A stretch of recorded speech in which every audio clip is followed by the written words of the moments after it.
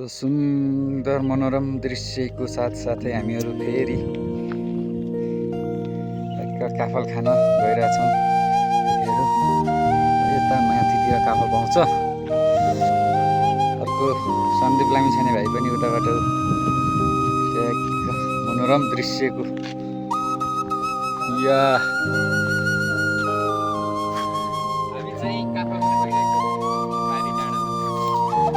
माथि डाँडा पारी चाहिँ गएको छ भन्ने आशा चाहिँ छ कि छैन अब त्यो छ हुन्छ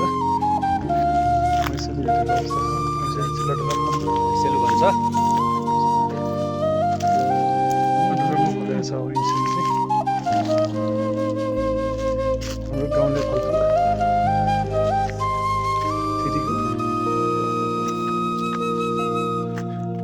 यो चाहिँ हाम्रो भित्तामा फलेको सानो लालबिग्रो छ। सानो खालको लालबिग्रो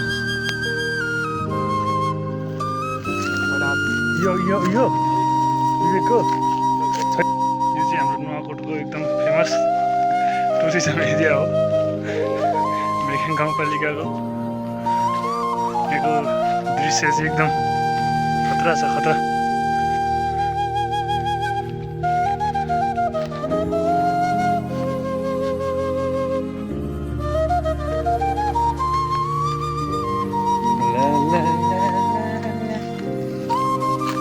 यहाँ पुगेर एउटा क्याफलको बोटो देख्यौँ हामीले। केटाहरू चाहिँ भाइहरू चाहिँ रुखमा गएर टक्क काफल टिपिरहेको यस्तो माथि। ए भाइ देखाउ त काफल, देखाउ त खै। ओ कान्छो देखाउ न यता हो र। यता फेरि काँचै काटेर भाइले उता टिप्न सुरु गरिसकेका छन् काफल। चलेर मिलाएर भाइहरूको फोटो खिचिरहनु भएको छ। फाइनली यो वर्षको पहिलो काफलको दाना पनि म खाइरहेको छु। मिठो। त्यहाँ पारी देखिने गाउँ चाहिँ बुङताङ भन्छ यसलाई। नुवाकोट मेगाङ गाउँपालिका वडा नम्बर 2। हामी फेरि काफल खोज्दै ल सुन्दर जङ्गलमा यस्तो हरियाली छ। बसन्त ऋतुको माहौलमा हेर्दैछौँ हामी हेर्दैछौँ। त्यो पारीको गाउँ किस्पाङ गाउँपालिका अन्तर्गत पर्छ। भाल्चे काउले भन्ने गाउँ हो त्यतै। रमणीय ठाउँ छ हाम्रो। यहाँबाट टक्क कतिको देखिरहनु भएको छ, हिमाल पनि देखिरहेको छ भिडियोमा।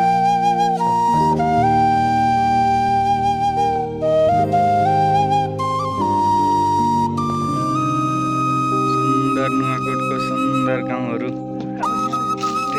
पाकेछ। यो एउटा गाउँपालिका कता छ कता हो पाकेको रहेछ त्यहाँ त यार। हिमाल पनि देखिन्छ यहाँदेखि टक्कसँग हिमालको काठमा बसेको छ। या हिमाल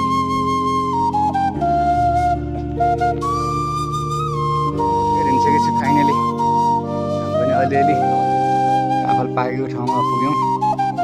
खासै काफल पाकेको त छैन, पाक्न सुरु भएको रहेछ। 2-4 दिनमा हुन्छ होला। हाम्रो चाहिँ दाइ यो फोटो चाहिँ मिल्ने हो यो। हाम्रो चाहिँ दाइ काफल टिप्नलाई एकदम फुर्तीका साथ चलिरहन्। कपाल चाहिँ खासै चाहिँ छैन, यसो काम चलाऊ।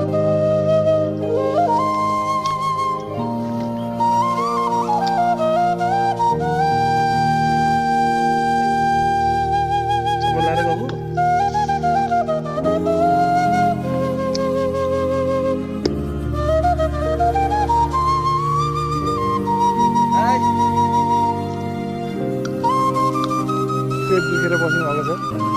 दाइजी कता बेच्न लाने भनेर टिकट दाइहरू यहाँ काफल टिपेर माथिमा महाभारतबाट झर्दैछन् तल।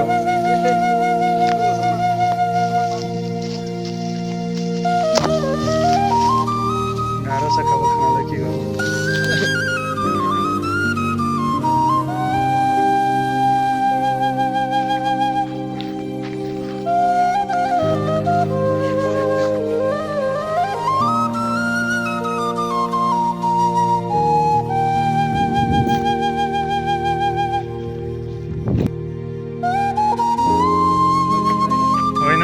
दृश्य बन्यो